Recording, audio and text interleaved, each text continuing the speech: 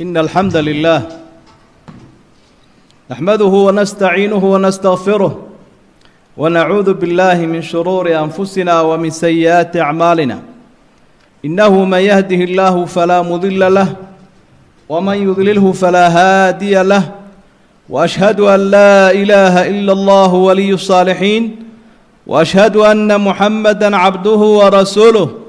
صلى الله عليه وعلى آله وأصحابه وسلم تسليما. أما بعد عباد الله، إن من أعظم خصائص يوم الجمعة صلاة الجمعة التي هي من آكد فروض الإسلام ومن أعظم مجامع المسلمين. من تركها تهاونا بها طبع الله بها على قلبه.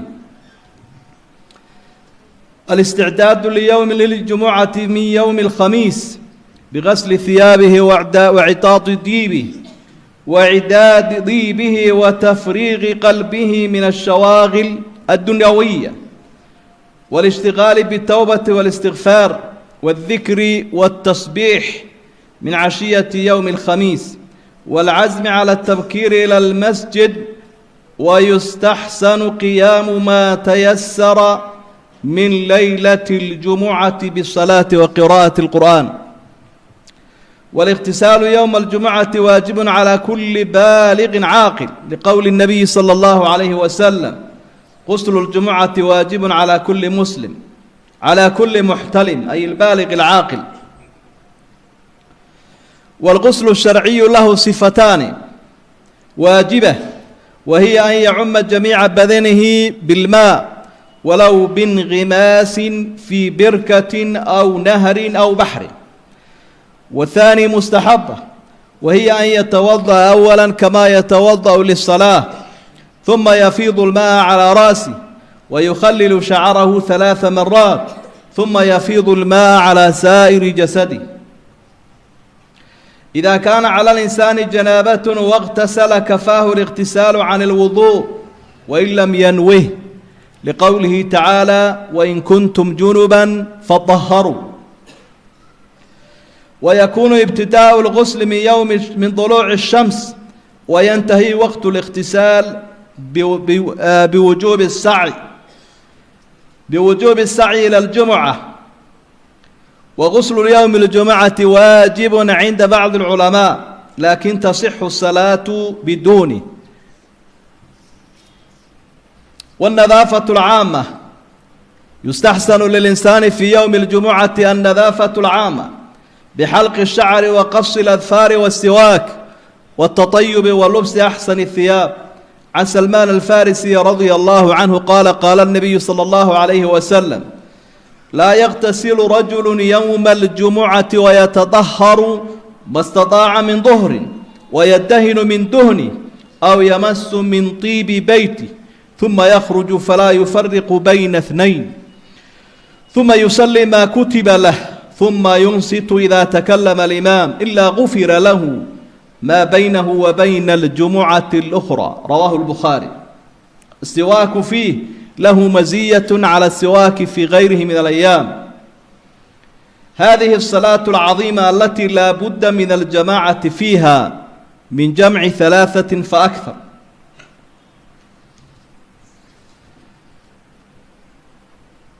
ويستحب الإكثار من الدعاء في هذا اليوم لأن فيه ساعة الإجابة. ففي الصحيحين عن النبي صلى الله عليه وسلم من حديث أبي هريرة قال: قال أبو القاسم يعني الرسول صلى الله عليه وسلم: إن في الجمعة لساعة لا يوافقها مسلم قائم يصلي يسأل الله خيرا إلا أعطاه إياه. وقال أي أشار بيده يقللها يزهدها. ويستحب الإكثار في هذا اليوم من الصلاة والسلام على النبي صلى الله عليه وسلم وليلتها،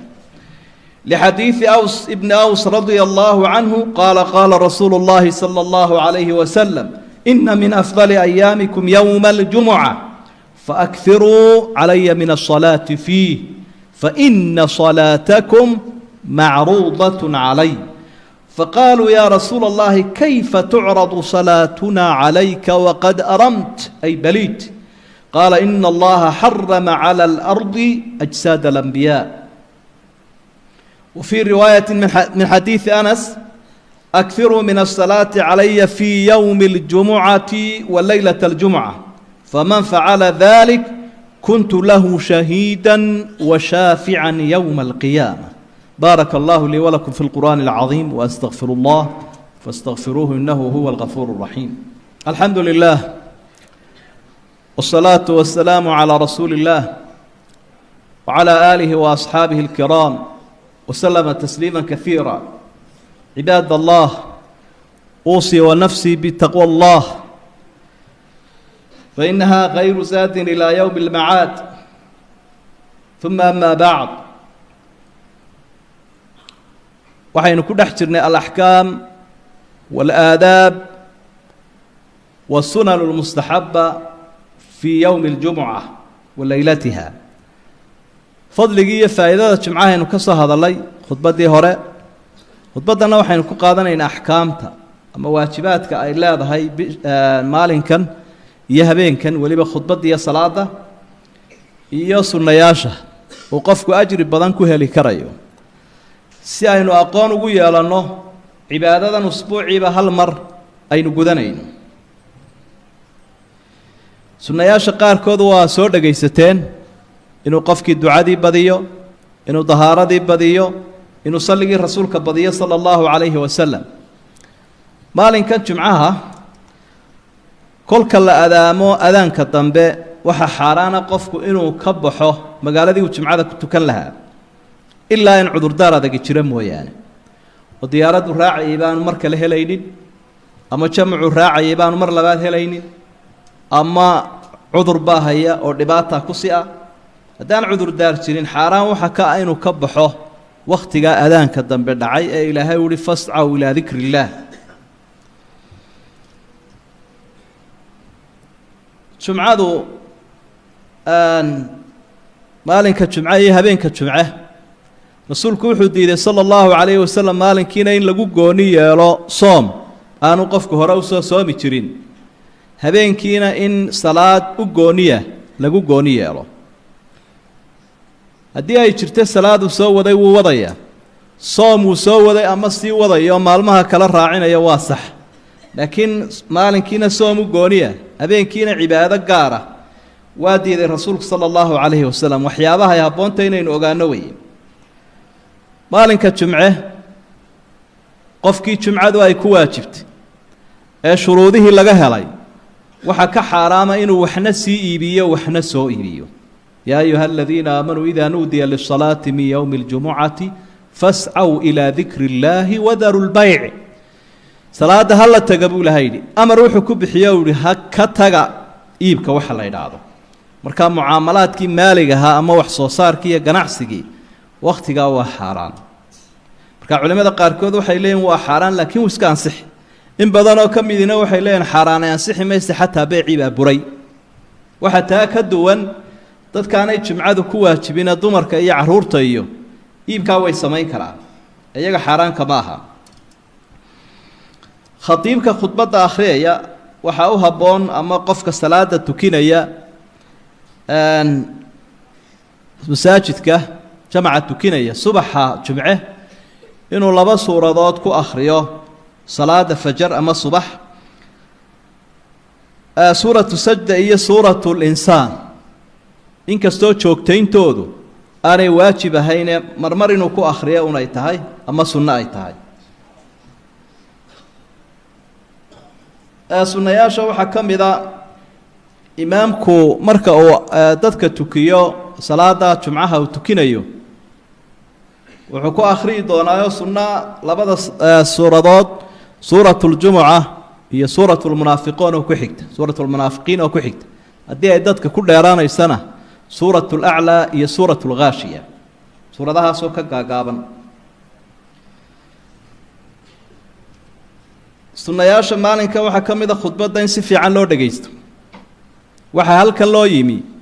usbuuca soo socda aqoontii iyo wacdigii la faa'iidaysan lahaa ee quluubta iyo ruuxdu ay ku shaqayn lahayd. marka wakhtigaa koobane khudbaddu ay socoto وأنو قفك قلبي سسوتش ديا وقول كلنا أنو كو مشغولين فعل كلا يتاتاب شيء حتى وردنا وتصبح هي وحرديو وأنا أنو كو مشغولين وسوتش السدا خطبة دقيس جيدة هذا عربة إنه قفك وحكى لكم مشغولة رسولك صلى الله عليه وسلم وحاوت المامين الجمعة كواي نبي عليه الصلاة والسلام حديث كي صحيح بخاري ورني وحكور إذا قلت لصاحبك يوم الجمعة أنصت والإمام يخطب فقد لغوت قفك أكتاد الشوغي ما هذا يبات آموس يضو إمامك خطبتي وكتر اللغو بات كل عضي هذه قفك اللغو وكل عينة جمعة ما لها النبي عليه الصلاة والسلام ما لنتا أيضا سيد الروايات كبضنا كلا شيء جيان مركات جمعة دي وحيوب بدين العلماء إن أجري هذه كيرانية أنا كبرين marka waxa uu banaan haduu arko qofta warsanaya ama qof wax kharibaya inuu gacanta u ishaaro iraado fariiso waxa ma banaana qofna inuu sanduuq qaato ama uu dadka dhexdoodii ka dawarsado maalinta jumcada maadaama ummadii kale la aamusiyay inuu iraado kuwana aamusanaadna ka faa'iideyso arin ma aha waxa loo ishaaraya ka fariiso dadka khatiibka ummadda isagu hortaagan uu la hadli karaa oo wuxuu oran karaa kii aan tukanin ee soo galay masaajidka kaco tuko kii jiiraya wuxuu oran karaa dadka ka fariiso sidoo nabiguba sameeyay calayhi salaatu wasalaam laakiin qofka laga hadlaya waa qofkii dhageystaha waxyaabaha aan haboonay waxa kamida waxaan loo yaqaan ixtibaaga af carabiga ama dooyeysiga qofku ama maro jilbaha ku xidho ha dooyeysto ama labada jilibba gacanta ku soo qabsado sabab dhowra loo diiday marka hore kilinkiladiisi baa laga yaabaa qofka ku xigay inuu sanka u saaro wana laga yaabaa inuu rikaga soo baxdo la karaaysto waxa suuragal ah inuu dadka hareeraha cidhiidhiyo waxa saddexaad suuragal ah inuu seexdaba oo marka uu dooyeysiga sameeyo inuu dhaco waxa afraad suuragal ah in weysadu ka burto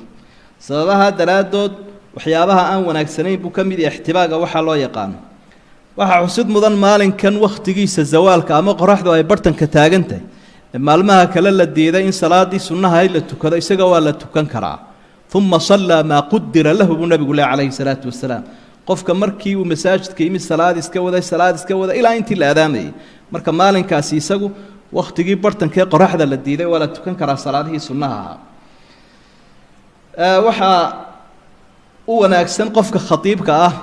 inuu dadka soo qaabilo oo aanu hareeraha xagga bidix midig aad ugu sii fogeynin eegmada laakiin hortiisa uu eego si dadku eegmadiisa ay uga wada faa'iideystaan inta uu muadinku adaamayo khatiibku uu fariisanayaa markuu soo galo Anas wuxuu leeyahay sidaas uu nabigu sameyn jiray calayhi salaatu wasalaam ee markuu soo galo ismuu taagi jirinu intuu khudbada akhriyo uu fariisanaya waa arrin ay ka faa'iideysanayaan cilmigeeda dadka khudbada akhriya sunnuhu waxa weeye labada khudbadood dhexdooda in la fariisto waqad jalasa rasuulullaahi sallallahu alayhi wasallam bayna alkhutbatayn labada khudbadood dhexdooda fariisto sidoo xadiidka Bukhari tilmaamayo waxa sunno ah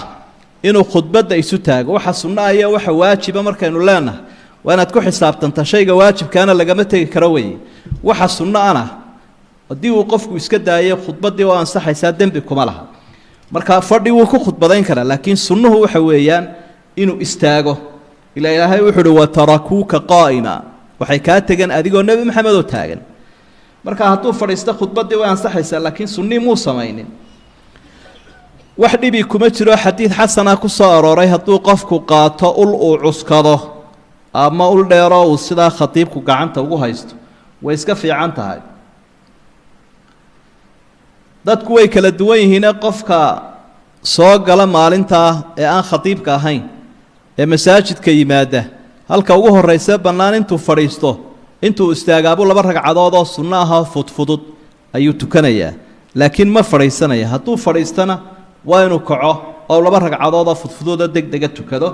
asxaabiga la oran jiray Sulayk al-Ghatafani maalin jumca buu soo galay nabiguna calayhi salaatu wasalaam khudbadu akhriyay marka wuxuu Sulayk oo kaco labada ragcadood tuko oo soo gaabi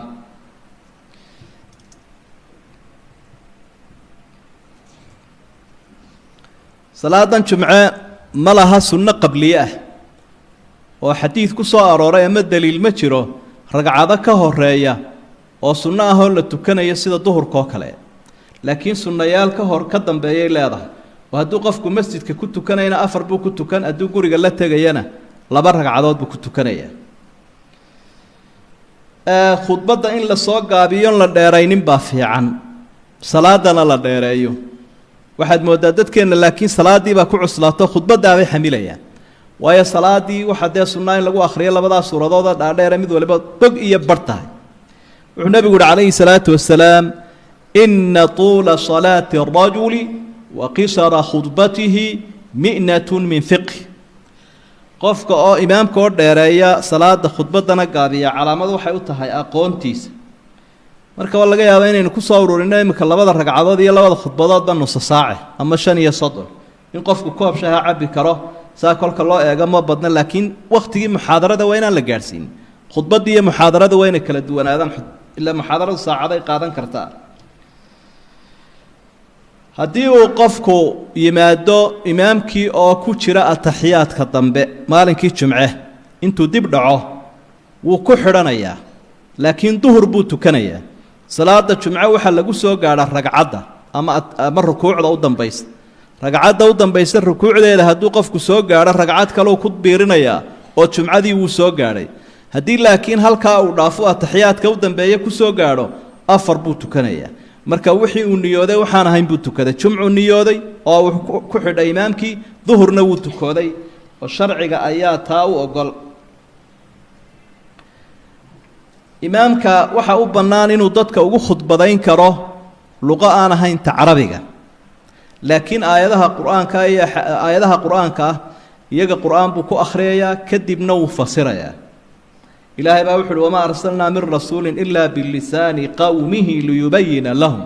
rasuul walba ilaahay wuxuu ku soo diray luqada qoladiisa si ummaddu ay uga faa'iideysato aanay u seexanin oo aanay u luloono khudbadii aanay uga dhicin aadaabta waxa kamida loo baahan yahay maalintaas khudbadu inay hesho arkaanteedii ama tiirarkii loo baahnaa waa hawl looga baahan yahay qofka khudbada akhriyaya ilaahay uu ku mahadnaqo nabiga uu ku saliyo dadka oo uu alla ka cabsi u dardaarmo quraanka oo wax ka akhriyo aayad baha ahaato dadka muuminiinta u duceeyo iyo khudbada iyo salaada oo uu isku xidhiidhiyo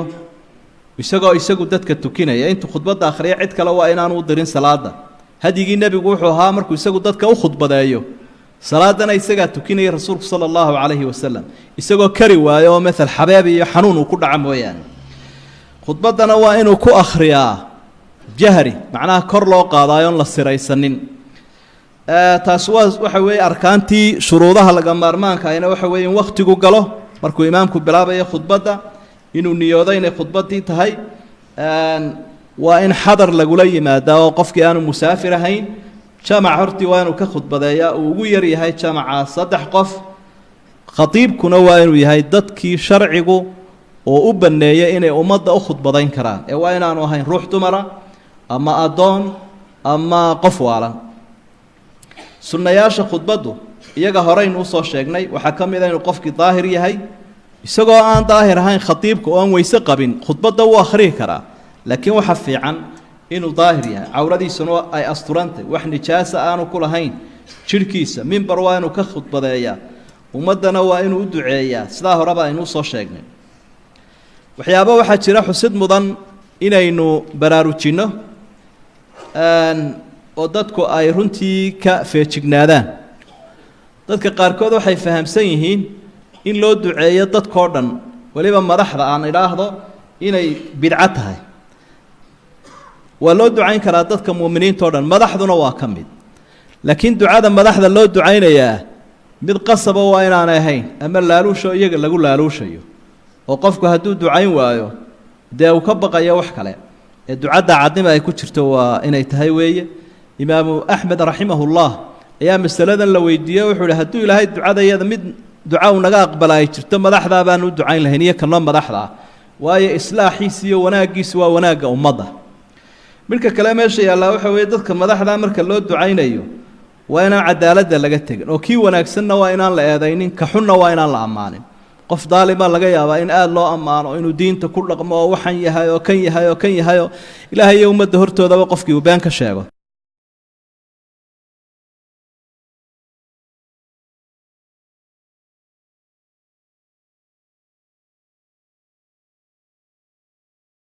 إن الحمد لله نحمده ونستعينه ونستغفره ونعوذ بالله من شرور أنفسنا ومن سيئات أعمالنا إنه من يهده الله فلا مضل له ومن يضلله فلا هادي له وأشهد أن لا إله إلا الله ولي الصالحين وأشهد أن محمدًا عبده ورسوله صلى الله عليه وعلى آله وأصحابه وسلم تسليما أما بعد عباد الله إن من أعظم خصائص يوم الجمعة صلاة الجمعة التي هي من آكد فروض الإسلام ومن أعظم مجامع المسلمين من تركها تهاونا بها طبع الله بها على قلبه. الاستعداد ليوم الجمعة من يوم الخميس بغسل ثيابه وإعداد ضيبه وتفريغ قلبه من الشواغل الدنيوية والاشتغال بالتوبة والاستغفار والذكر والتسبيح من عشية يوم الخميس والعزم على التبكير إلى المسجد ويستحسن قيام ما تيسر من ليلة الجمعة بالصلاة وقراءة القرآن. والاغتسال يوم الجمعة واجب على كل بالغ عاقل لقول النبي صلى الله عليه وسلم غسل الجمعة واجب على كل مسلم على كل محتلم أي البالغ العاقل. والغسل الشرعي له صفتان واجبة وهي أن يعم جميع بدنه بالماء ولو بانغماس في بركة أو نهر أو بحر. والثاني مستحبة وهي أن يتوضأ أولا كما يتوضأ للصلاة ثم يفيض الماء على رأسه ويخلل شعره 3 مرات ثم يفيض الماء على سائر جسده. إذا كان على الإنسان جنابة واغتسل كفاه الاغتسال عن الوضوء وإن لم ينوه لقوله تعالى وإن كنتم جنبا فطهروا. ويكون ابتداء الغسل من طلوع الشمس وينتهي وقت الاغتسال بوجوب السعي إلى الجمعة. وغسل يوم الجمعة واجب عند بعض العلماء لكن تصح الصلاة بدونه. والنظافة العامة يستحسن للإنسان في يوم الجمعة النظافة العامة بحلق الشعر وقص الأظفار والسواك والتطيب ولبس أحسن الثياب. عن سلمان الفارسي رضي الله عنه قال قال النبي صلى الله عليه وسلم لا يغتسل رجل يوم الجمعة ويتطهر ما استطاع من ظهر ويدهن من دهنه أو يمس من طيب بيته ثم يخرج فلا يفرق بين اثنين ثم يصلي ما كتب له ثم ينصت إذا تكلم الإمام إلا غفر له ما بينه وبين الجمعة الأخرى. رواه البخاري. السواك فيه له مزية على السواك في غيره من الأيام. هذه الصلاة العظيمة التي لا بد من الجماعة فيها من جمع 3 فأكثر.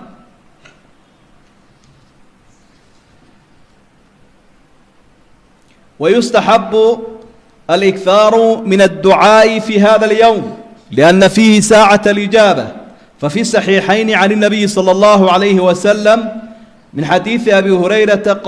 قال أبو القاسم يعني الرسول صلى الله عليه وسلم إن في الجمعة لساعة لا يوافقها مسلم قائم يصلي يسأل الله خيرا إلا أعطاه إياه. وقال أي أشار بيده يقللها يزهدها. ويستحب الإكثار في هذا اليوم من الصلاة والسلام على النبي صلى الله عليه وسلم وليلتها لحديث أوس ابن أوس رضي الله عنه قال رسول الله صلى الله عليه وسلم إن من أفضل أيامكم يوم الجمعة فأكثروا علي من الصلاة فيه فإن صلاتكم معروضة علي. فقالوا يا رسول الله كيف تعرض صلاتنا عليك وقد أرمت أي بليت؟ قال إن الله حرم على الأرض أجساد الأنبياء. وفي رواية من حديث أنس: أكثروا من الصلاة علي في يوم الجمعة وليلة الجمعة، فمن فعل ذلك كنت له شهيدا وشافعا يوم القيامة. بارك الله لي ولكم في القرآن العظيم، وأستغفر الله فاستغفروه إنه هو الغفور الرحيم. الحمد لله، والصلاة والسلام على رسول الله وعلى آله وأصحابه الكرام وسلم تسليما كثيرا. عباد الله،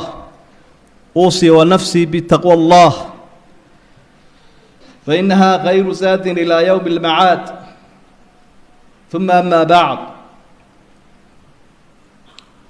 waxaynu ku dhex jirnay alaxkaam waalaadaab wasunan almustaxaba fii yowmi اljumuca wa leylatiha. fadligii iyo faa'iidada jimcahaynu ka soo hadalay khudbaddii hore. khudbaddana waxaynu ku qaadanaynaa axkaamta ama waajibaadka ay leedahay maalinkan iyo habeenkan, weliba khudbadda iyo salaada iyo sunnayaasha uu qofku ajri badan ku heli karayo, si aynu aqoon ugu yeelanno cibaadadan usbuuciiba hal mar aynu gudanayno. sunnayaasha qaarkood waa soo dhagaysateen: inuu qofkii ducadii badiyo, inuu dahaaradii badiyo, inuu salligii rasuulka badiyo sala allahu calayhi wasalam. maalinkan jumcaha kolka la adaamo adaanka dambe waxaa xaaraana qofku inuu ka baxo magaalada